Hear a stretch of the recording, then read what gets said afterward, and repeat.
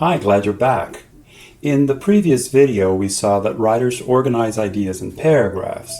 Then we look for patterns of information in the paragraph to understand those ideas.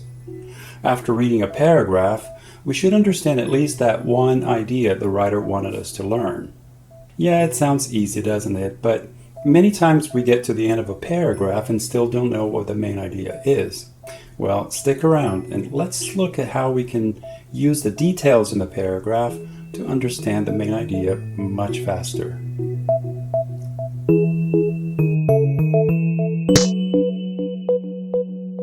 Before we get started, remember that many Snap Language Learner videos have links to supplemental materials. They could be articles about a topic on the Snap Language website, outlines, comprehension questions, extra practice, and things like that. So always check for links to supplemental materials in our video descriptions. Hi, welcome back to Snap Language. Mark Franco here. When we read in real life, we sometimes get frustrated because we understand the sentences we're reading, but we sometimes can't understand the paragraph or the passage as a whole. Maybe we're focusing on the wrong thing. So let's try something different. If we understand how writers write paragraphs and passages first, we'll know what to look for when we read. In a very simplified way, the writing process goes like this. Let's say I'm a writer and I have an idea about a topic. That's the main idea I want to communicate to you, the reader. I encode the idea into writing. That means I get the idea in my head and put it into writing. I want you to understand my main idea, so I explain it very well. I add other ideas to explain my main idea.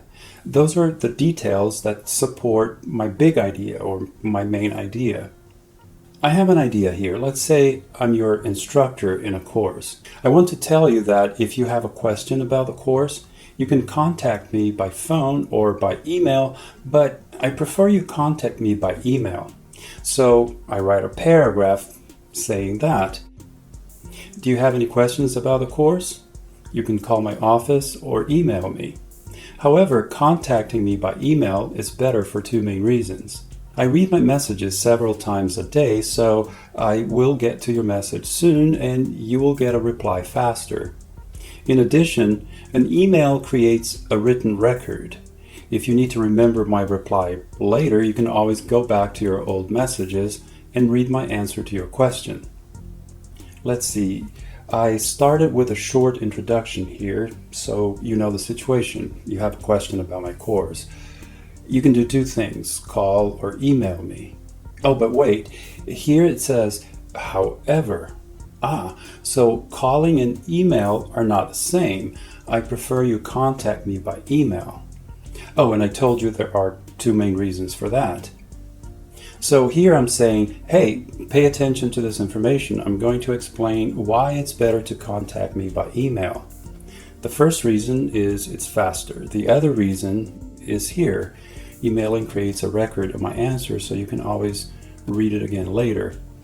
So of all the information I gave you, the main idea that I want you to learn is that if you have any questions about the course, contacting me by email is better than calling my office for two main reasons.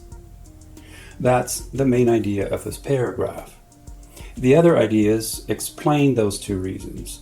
They are details that support the main idea, the idea that it's better to email me.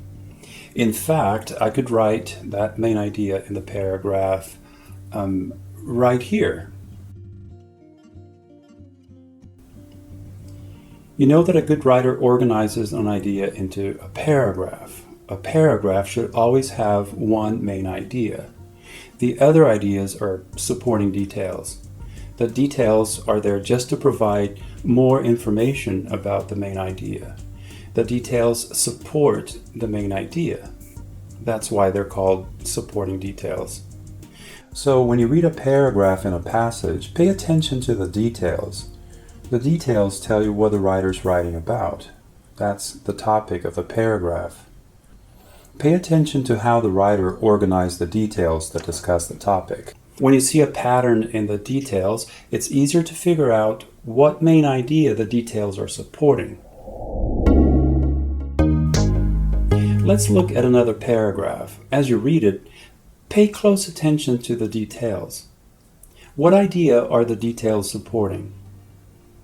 According to some researchers, people do not talk to each other anymore because of technology. For example, instead of meeting at a coffee shop or a restaurant to chat, people send text messages. In addition, even when they do meet, people often ignore each other. They spend their time together on their smartphones or laptops chatting with other people or surfing the internet. Lastly, people say things online that they would not say to each other in person. As a consequence, people's social skills are getting worse when they communicate with each other. In short, they're rude. Look for patterns of information in the details of this paragraph.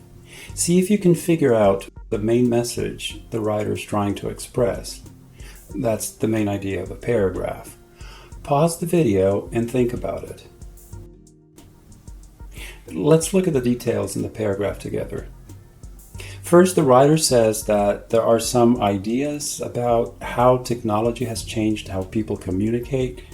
So I guess the topic is technology.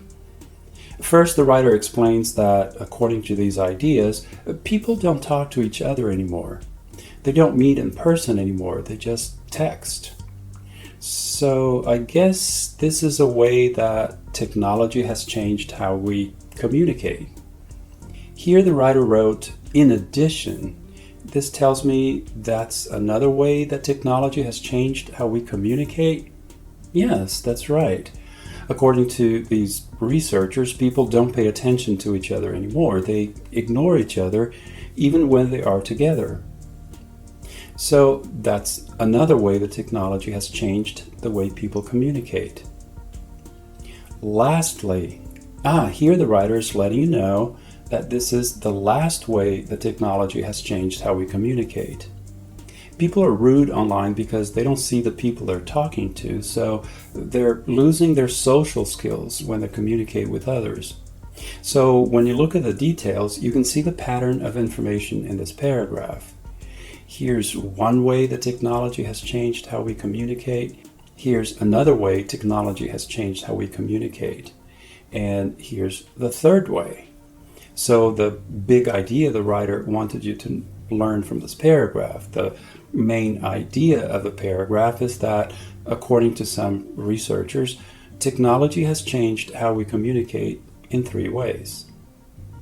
Actually, a way to make this paragraph even easier to read would be to add the main idea sentence to it. How about right here?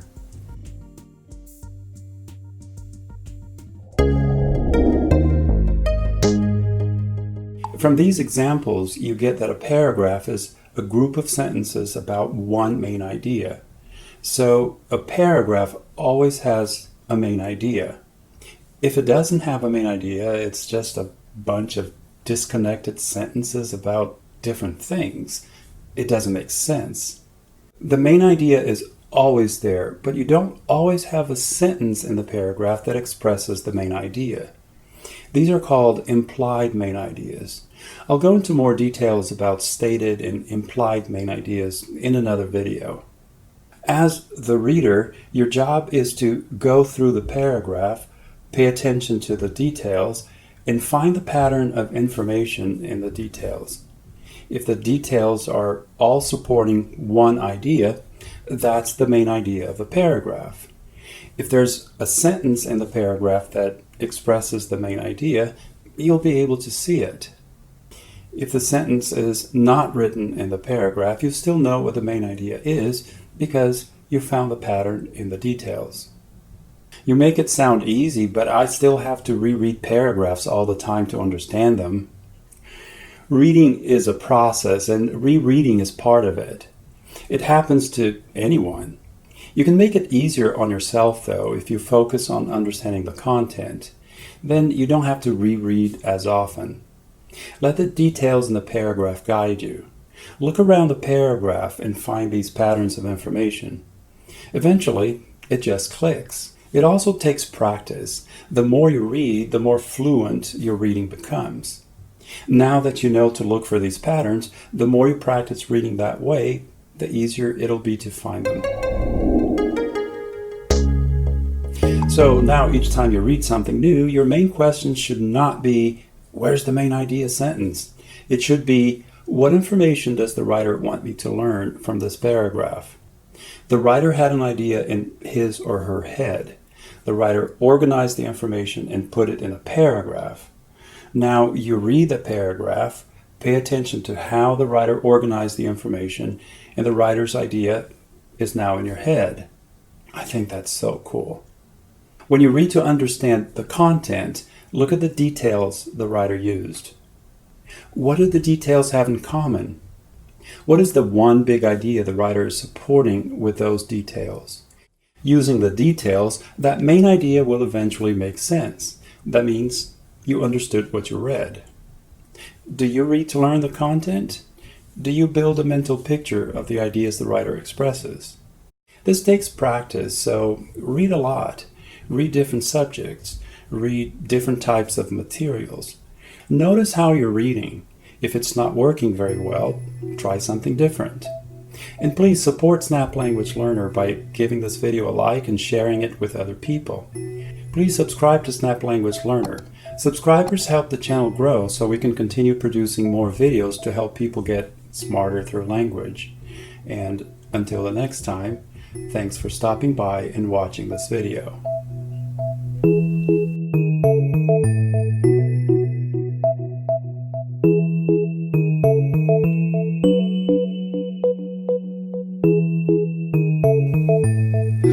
Oh, excuse me. I was reading to understand the content here. Bye.